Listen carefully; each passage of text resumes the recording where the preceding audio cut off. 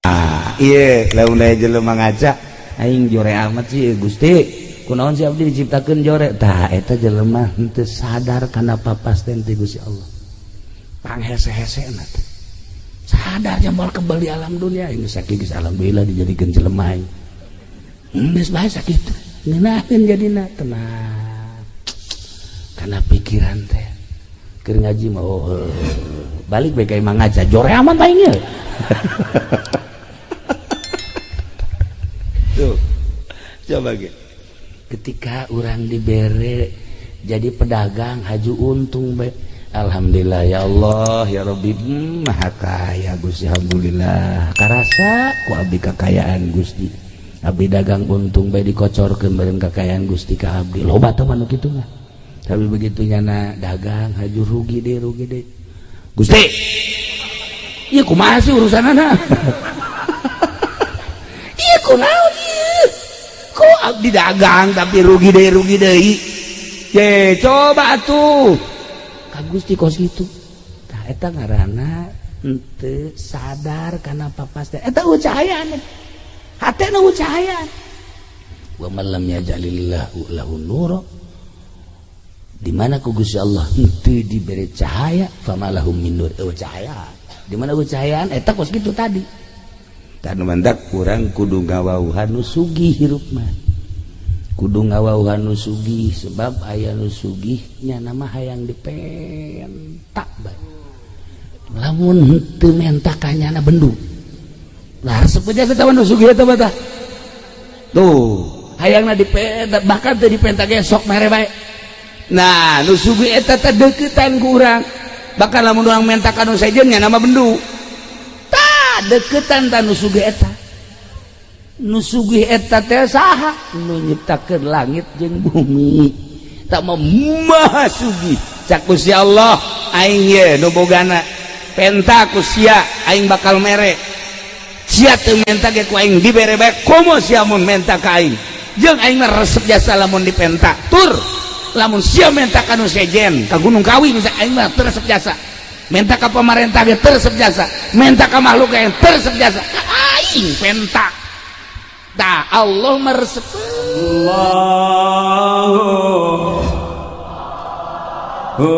Allah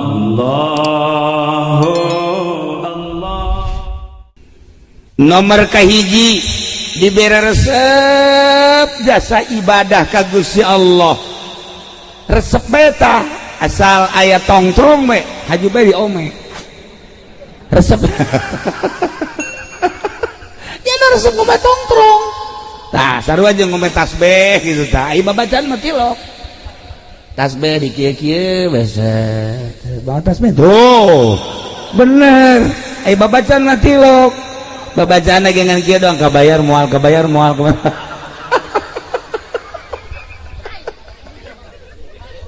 ya Allah ya Rabbi eta mah penipu sebenarnya mah atuh penipu eta sampai dibawa aya di wiridanana lain eta Masya Allah nah di mana-mana hate cahayaan wani ngalaksanakeun ibadah embu ngalaksanakeun maksiat eta cahayaan hatena Islamna berarti bener nah lamun kuari jelema Islam KTP na malah boga tilu kos aja pendi tilunya nama KTP teh oh loba batun mah hese KTP nya mah tilu eta lah bajingan teh kos gitu eta tilu nah iya KTP nama Islam jelemana Islam tetapi daek ngalaksanakeun maksiat kurang giat karena ibadah maksiat daek leletikanana main gaple lamun aya Islam masih keneh balak genep di kieu-kieu koto kunyana di gitu-gitu tah naonna karangarana jangjang naon ngaranna tah tuh nyalawan teh tolong teh coba aju dikitukeun teh cuma hiber teh naon ngaranna jantur aing ge nyawa nang sia kana teh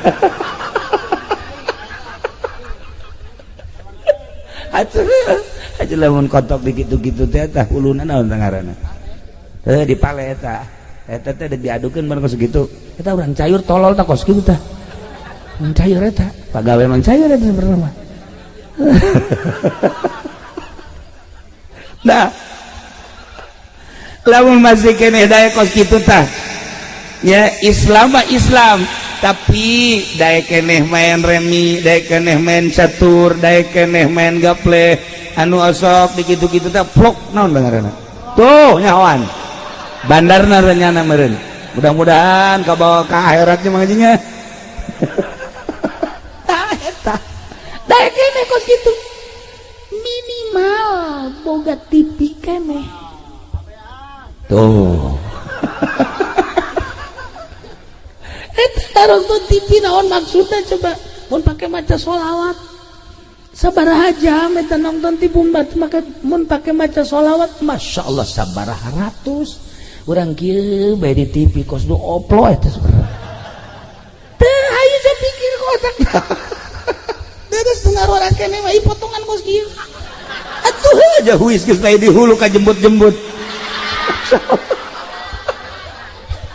pasti keneh nonton TV tah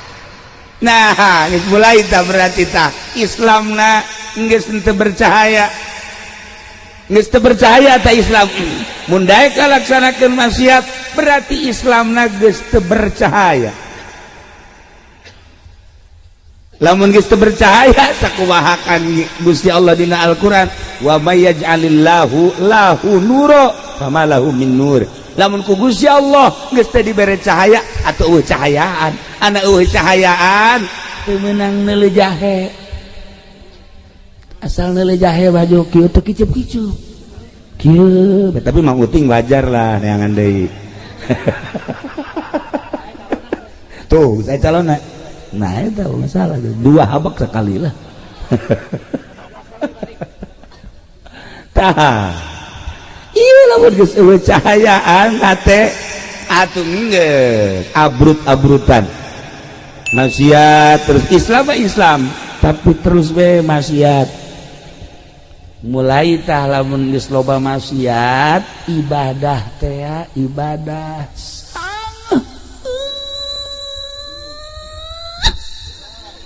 ih sakitu deket ka masjid teu nyaho tihang masjid teh nya deket ka masjid mun ditanya tihang masjid sabaraha wallahu a'lam weh sia ka masjid emang naon karpetna geus diganti ku aku bener sia ih bari mah hebat biasa nyana kajinya ka masjid juga goblok jangan tuh cek nya teh keluar deui tolol teh coba itu dilalaga gitu supaya ke masjid cuma ke masjid nempo doang di jendela ya tuh diganti atuh geus teu asup-asup acan eta berat dek asup ka masjid tah ieu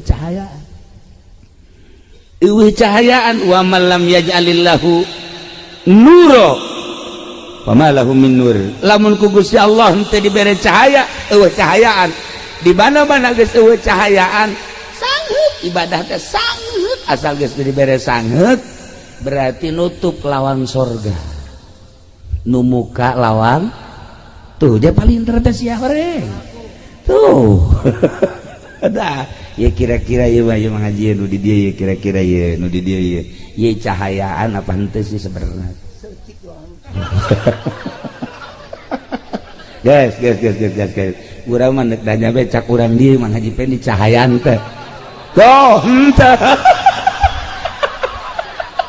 eta ku kabehan henteu cenah deui berarti budak palinter nyaho nya ge Rusdi atuh gebelek begadeuhan eueuh cahayaan sakieu sebab carita TV jana pangbogaan panggedena carita HP boga 3 HP-na atuh carita tilok ngabohong raja bohong atuh geus eueuh cahayaan budak ge nyahoan henteu cek cenah geus teu kudu hese-hese teu kudu kakolot ka budak bae sakali deui cahayaan teh tuh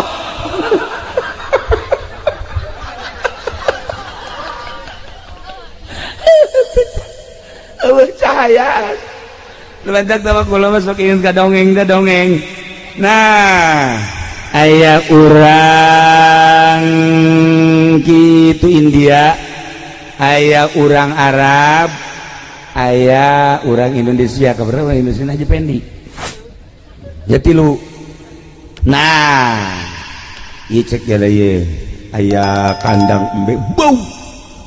Pak kuat-kuat. Ieu dongeng di Jalaluddin Rumi ge deh ieu. Pak kuat-kuat, coba saha nu kuat di kandang embe. Ayo, embena aya di dinya. Embena aya di dinya nyobaunya hangset embena ge aya. Mulai orang India heula, asup orang India ka dinya. Tahan kunyana. Oh, geus ngap-ngapan. Oh, geus 10 menit doang kuat. Keluar, wah cek orang India. Waduh tidak nehi cek kita. Aduh. Masya Allah, kekuat ceknya guys, kekuat. Nah, kemarin orang Arab lagi orang Arab Baduy. Wah, kan biasa orang Arab Baduy makan ngaranna kayak orang leuweung. Asana ieu mah kuat ieu mah. Asop, nomor kedua aja. Tenang, seserian, rada deres, kuat 20 menit. Wow, nah hampir sarua kan yang Baduy mah.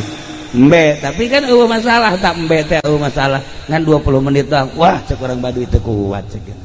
Tetap bau jasa. Nah, bagian orang Indonesia Haji Pendi. Nah, asup kadinya. Karak 5 menit doang embe nu keluar.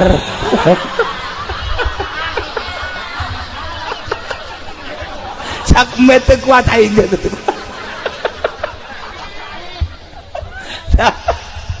Eta dongeng ongkos anu supaya jeung biasa padahal maknana pohara itu. Narada ge dongeng wali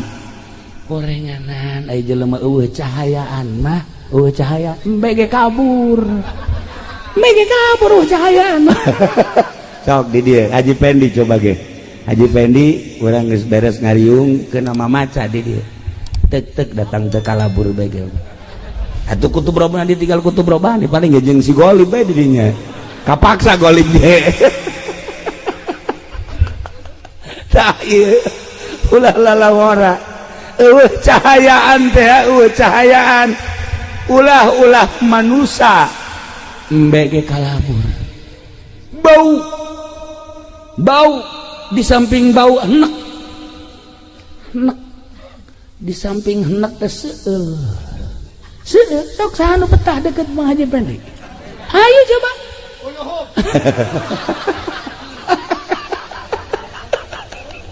Incuna itu kakek masih ada aja ya. Kapan nggak adanya? Lah iyalah para jamaah kaum muslimin wal muslimat rahimakumullah, coba introspeksi ieu keur carita ieu geus kajian ulah nyaritakeun batur balik ka diri urang ke ai hate aing cahayaan henteu sih nu sabenerna. Lantaran tadi lamun cahayaan mah dibere resep jasa ibadah eta kakarak nomor kahiji tanda jelema nu aya cahayaan dibere resep bae masyaallah waktu salat teh geus ditungguan bae di deuleu deui wah can masih kena jam 10 deuleu oh jam 11 setengah 12 geus siap-siap ya pas jam 12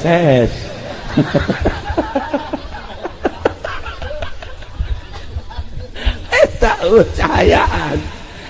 cahayaan masya Allah geus kek malah ka sare cenah sakedeung deui salat besi tinggalin berjamaah aya cahayaan eta nu kos kitu ngaran beres datang waktu salat qobliyahna ba'diyahna beres eta terus wiridanana komo datang ka haju terus maca Quran ya Allah ya cahayaan eta nu kos kitu tuh kaluar di masjid urang ngantongan duit dirinya aya kotak nah asupkeun ieu kotak itu dibongkar. Orang etek orang cayur gegedena orang pondok. Nah eta lah cahayaan mah kos kitu tah ka budak deudeuh ka sesama nyaah ka saluhureun hormat eta ngaranna aya cahaya.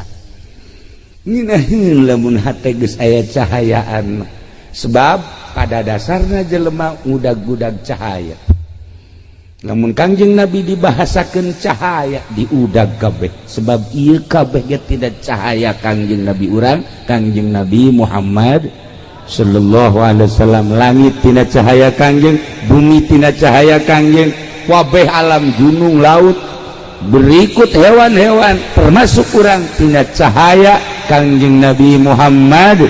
sallallahu alaihi wasallam. Nah, tinggal ieu di diri urang aya cahayaan ta eueuh, urang anu ngarti, urang nu nyaho, urang nu sadar ketika aya cahayaan dibere resep urang ibadah, dibere daek urang ngalaksanakeunana, dibere tenang yashrah sadrahu lil Islam,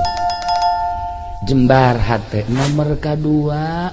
kedua narima cak Kangjeng Nabi tina papasten. Artina narima Kangjeng Nabi tina papasten teh kumaha Allah bae lantaran hakim nu paling adil iwati Gusti Allah Subhanahu wa taala. Ku urang apan osok dibaca alaisallahu bi ahkamil hakimin. Ulah di bejaan surat naon eta?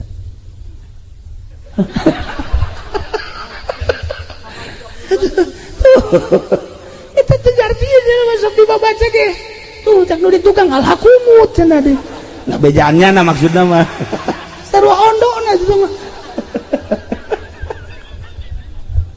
Alaihissallah ya kabil hakim. Allahumma hebat-hebat na ngahukuman. Pang adil-adilna eueuh di hakim nu paling hebat Allah. Ku aya sakitu naon bae keputusan terhadap diri orang, terhadap halayak rame, terhadap hewan, gunung, laut, bumi, keputusan Allah. Sebab Allah teh ahkamil hakim. Urang sadar aing dijieun ku Gusti Allah model kos kieu. Nah ima urang ngaca ya ngaca dikaca ya Allah ya Rabbi ya abdi ciptaan Gusti alhamdulillah dibere kasep mun kasep teh mah dibere gelis mun gelis mah sadar tah alhamdulillah loba tah manu kitu mah tah begitu aja pending ngaca aing jore amatnya cek nya ambil jeung nu di Cisoka akur di mana ka di Cisoka teh tuh kolear si nyahoan begitu ngaca teh ieu mah akur jeung nu solear main mah ngan ubuntutan doang atuh ubuntutan ge nu kadeuleuh tu kadeuleuh mah aya ge sabarna. Nah iya lamun aya jelema ngaca aing jore amat sih Gusti kunaon si abdi diciptakeun jore tah eta jelema henteu sadar kana papasten ti Gusti Allah panghese-hesena teh sadar moal kebal di alam dunia ini sakitu alhamdulillah dijadikeun jelema aing geus bae sakitu ngeunahkeun jadina tenang kana pikiran teh keur ngaji mah balik bae ka imang ngaca jore amat aing ye. Tuh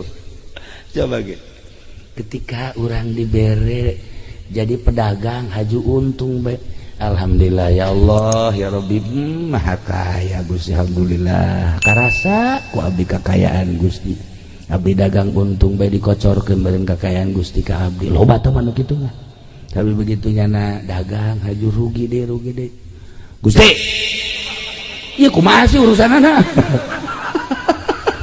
iya kunaon ieu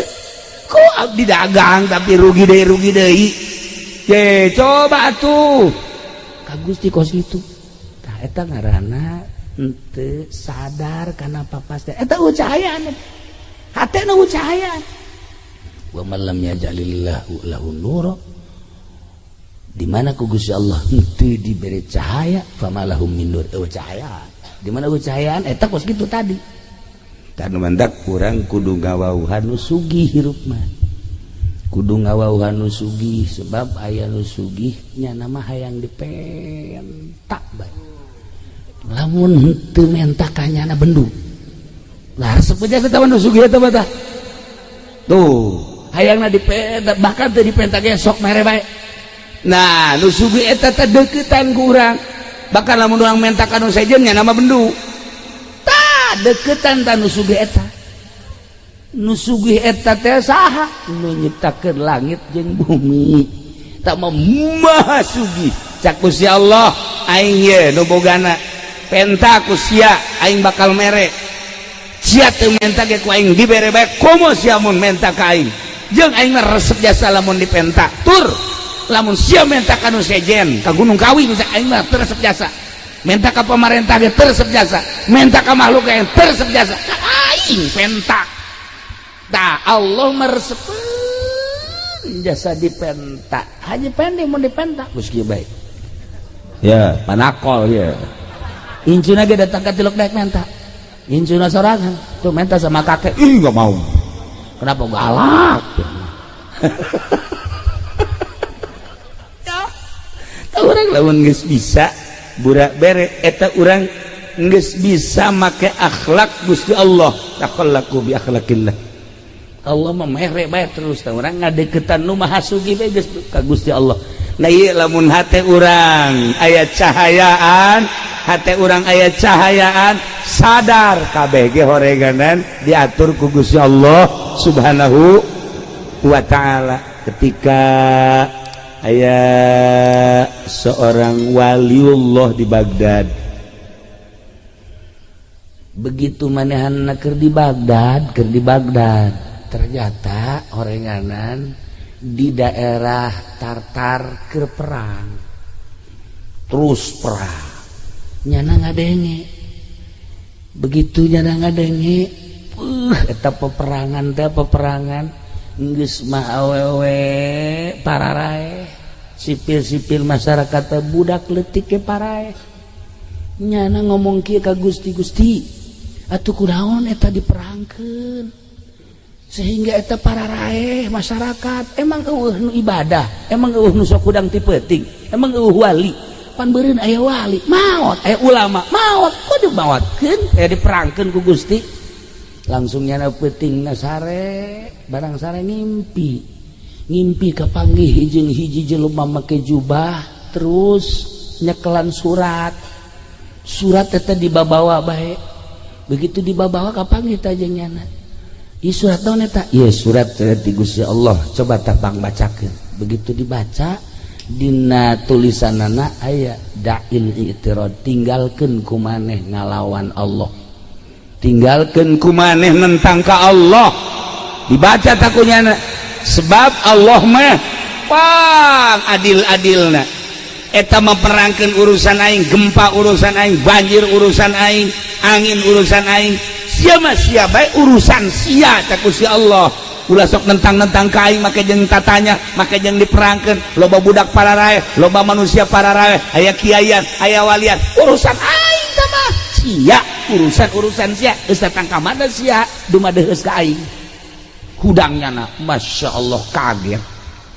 kaget nyana disarekan ku Gusti Allah langsung ditegor make surat model tadi wali mah kos kitu impianana teh hebat aing ngadenge haji pendi mangimpi teh ya Allah ya Rabbi di udag-udag genderuwo aya ngimpi kos kitu eta aya deui nyana mangimpi naik ka gunung ragal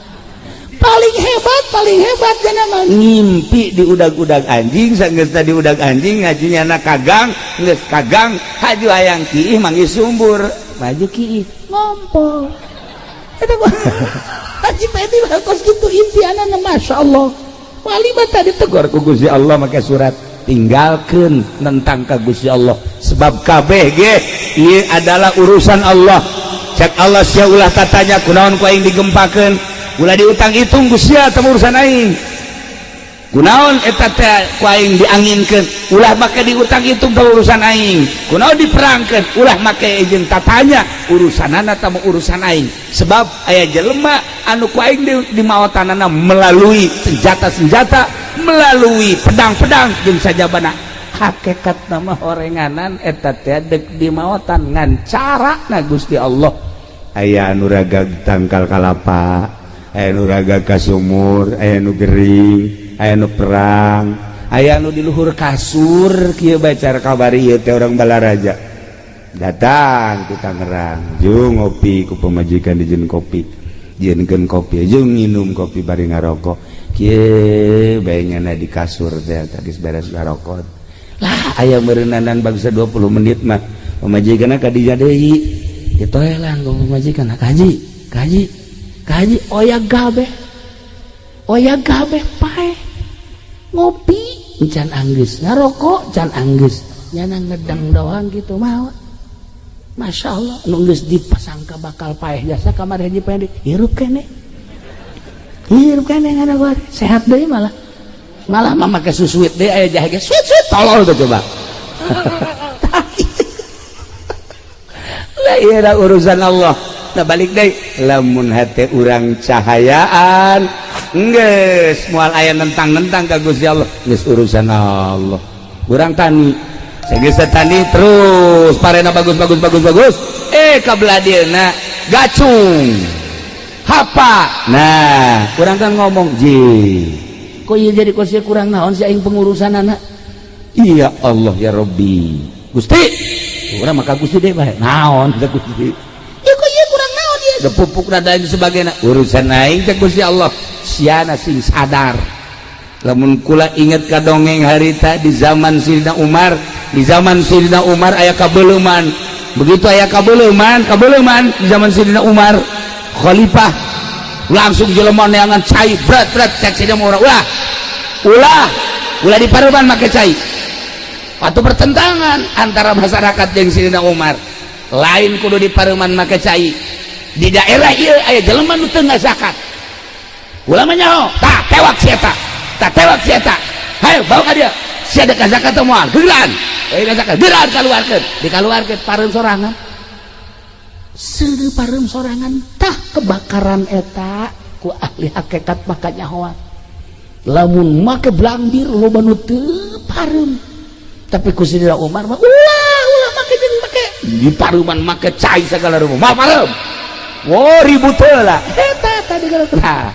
demantak di pondok kabar ieu kapan kebakaran atuh tinggal si ieu bae tah ewak ieu ayo huluna kitu-kitukeun zakat sia ya Allah ya Rabbi lamun urang nyaritakeun antara zahir jeung antara hakikat antara zahir jeung antara batin jauh luar biasa. Urang mah make perjalanan zahir bae lantaran ieu qalbuna can aya cahayaan Islam nancan aya cahayaan.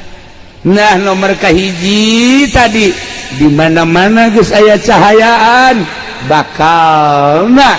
hayang bae jeung resep bae ngalaksanakeun perintah Allah ngajauhan larangan Allah takwa ngaranna.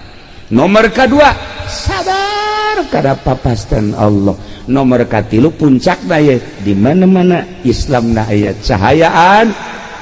nyana berpikiranna ka akhirat bae ninggalkeun dunia dibere tersep kana dunia wa mal hayatud dunya illa mata'ul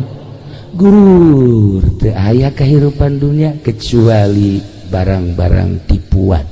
Geus lamun kiai engkeuy-engkeuyan ke pendopo neangan dunia kiai goblok eueuh tapi di cayur mah aya tiluan ngacung lib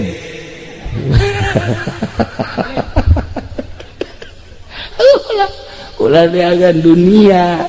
abong-abong bisa ngaji abong-abong bisa baca Quran abong-abong nyaho hukum dipamerkeun pake neangan dunia. Eueuh cahayaan kiai tinggal kiai berarti ieu eueuh cahayaan tah Islamna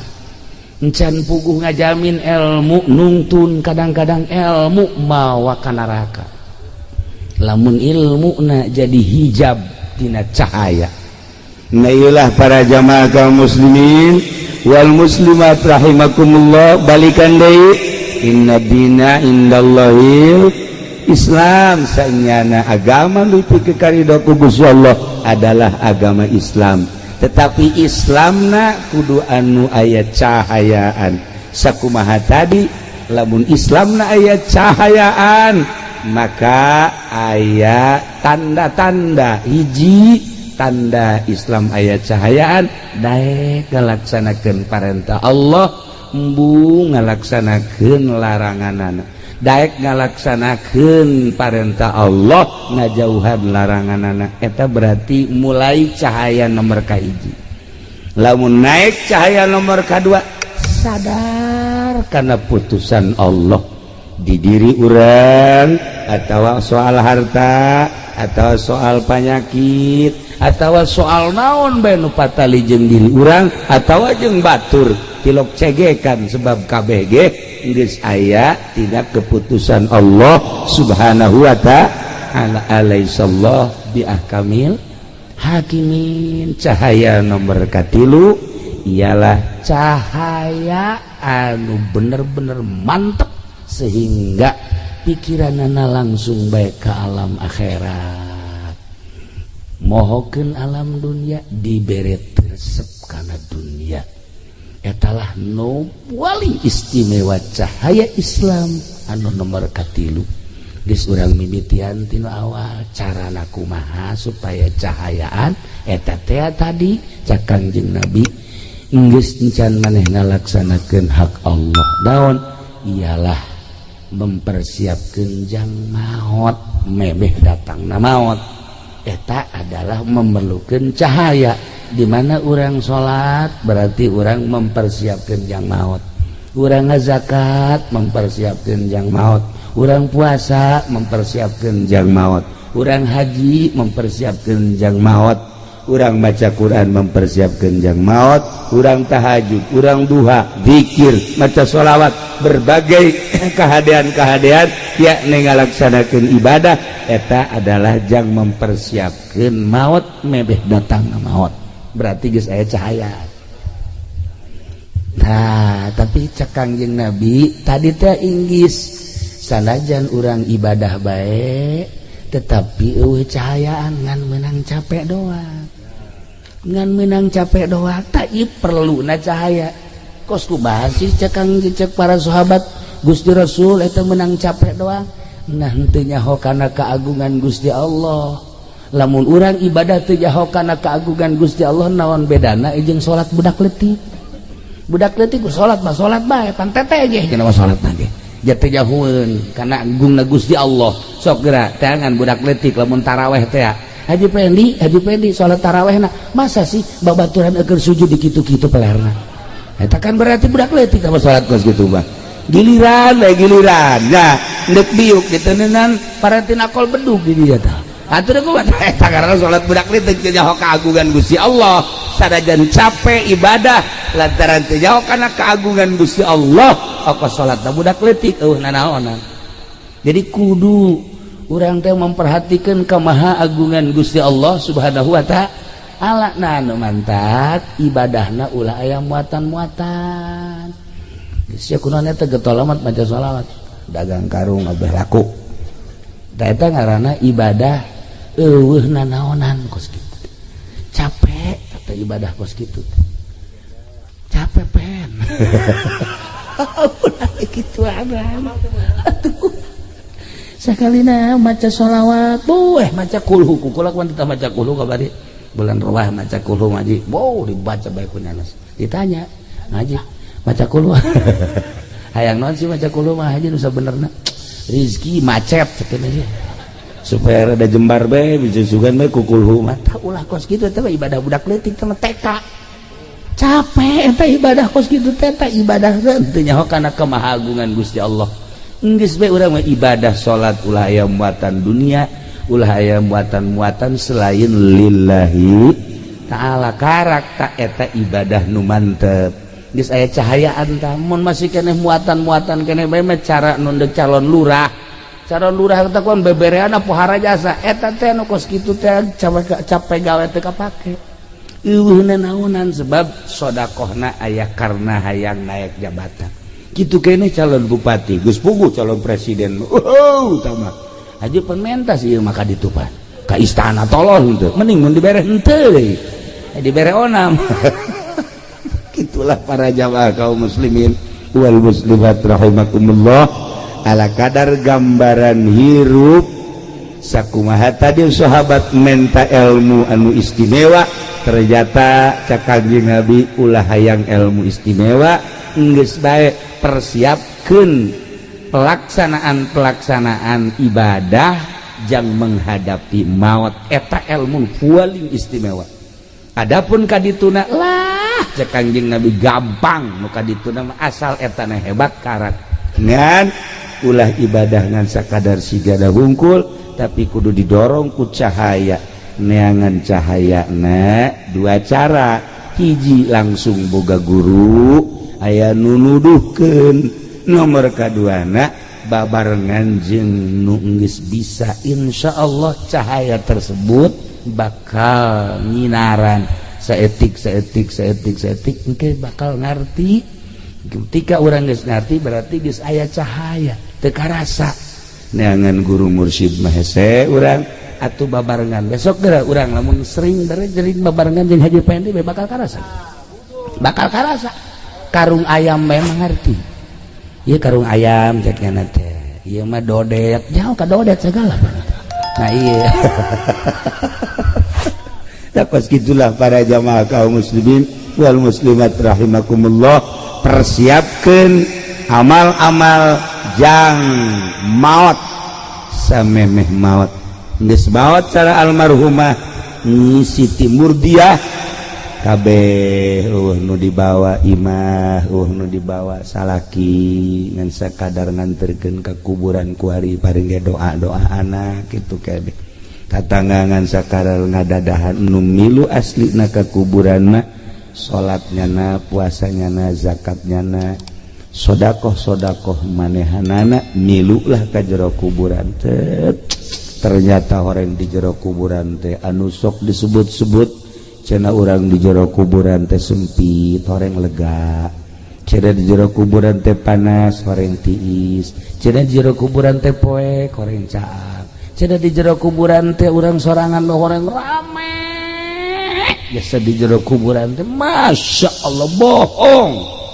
eta nu nyebutkeun di jero kuburan sorangan bohong nyebutkeun di jero kuburan poek bohong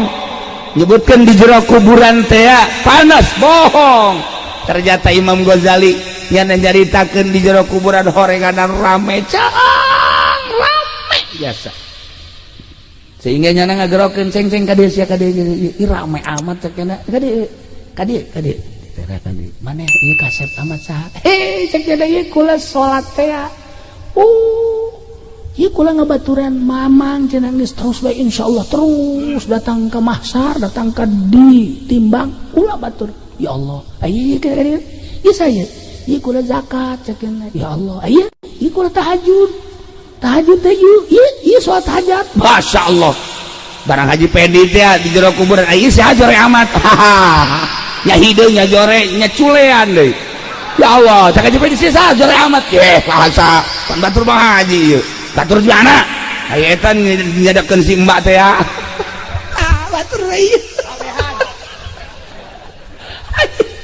ya Allah ya Rabbi bakal ngabaturan urang di jero kuburan bohong urang asud urang henteu salat urang teu zakat urang bakal ngabaturan urang sok renungkeun ku urang ketika urang di jero kubur bakal boga baturna urang nokos kumaha bakal ngabaturan jasa mangkani eta ketika urang sering ngajembarkeun batur jembar kuburanana jelema datang Waalaikumsalam naon ya duh kulit di kamari jandar masya Allah atuh lain bebe aja di kamari ya cukup teh 500.000 Pak ieu tah alhamdulillah Pak Haji masya Allah kesia lamun teu boga deui senang hate geus jembar jero kuburan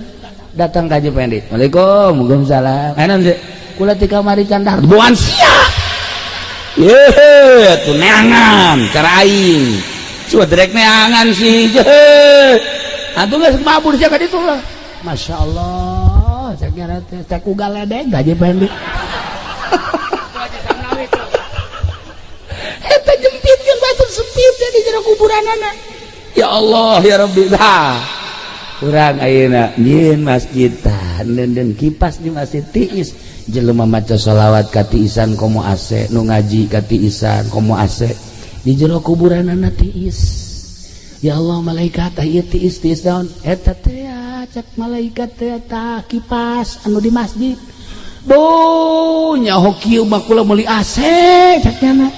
ieu kipas anu dipasaku kula teh anu make nu jore teh eta kipas lagi haju leumpang lagi kotek asal dikencengkeun we geus teu bisa muter janana ya Allah eta kos kitu ge tiis aduh nyaho kitu mah kula meuli nu bagus cek malaikat keur ieu sia tah itu kaji pedi bapan nyana mah lain melikeun non kipas malah kipas di masjid dicokot atuh panas jangan mangga di kuburan atuh cek jangan kaji pedi malaikat ieu naon li panas nah maling kipas ya panas mentek sih ada ngaji ke masjid gede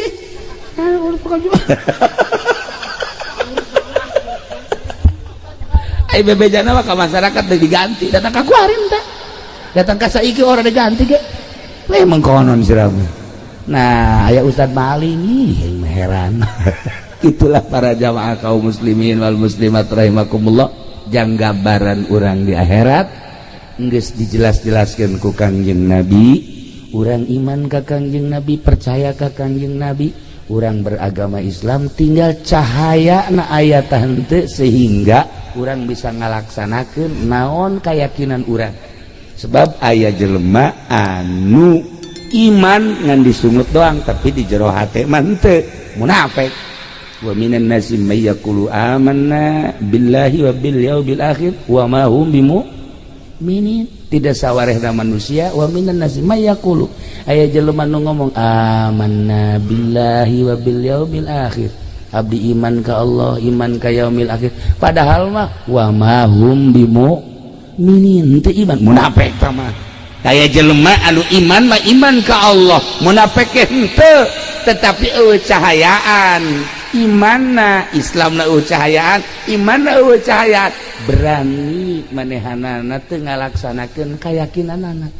nah iya hampir-hampir urang kos kitu takabeh iman ka Allah iman ka Kangjeng Rasulullah iman kana naon anu diucapkeun ku Kangjeng Nabi tetapi ngalaksanakeunna henteu kunaon eta iyalah eueuh cahayaan di jero kalbu urang Islamna teu aya cahayaan imanna teu aya cahayaan sok wari mulai bongkar gerak ku urang supaya aya cahayaan Islam urang aya cahayaan iman urang aya cahayaan Islam babalikna engke kana zahir iman babalikna engke kana batin kana ruhani Islam jeung iman dibana sapagodos pada aya cahayaan wah bakalna istimewa jasa zahirna bagus batinna ge bagus kuayana sakitu teanganlah cahaya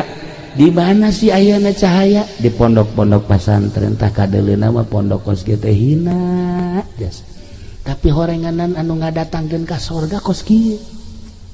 alhamdulillah kos mondok mah tolol sia pondok daran doang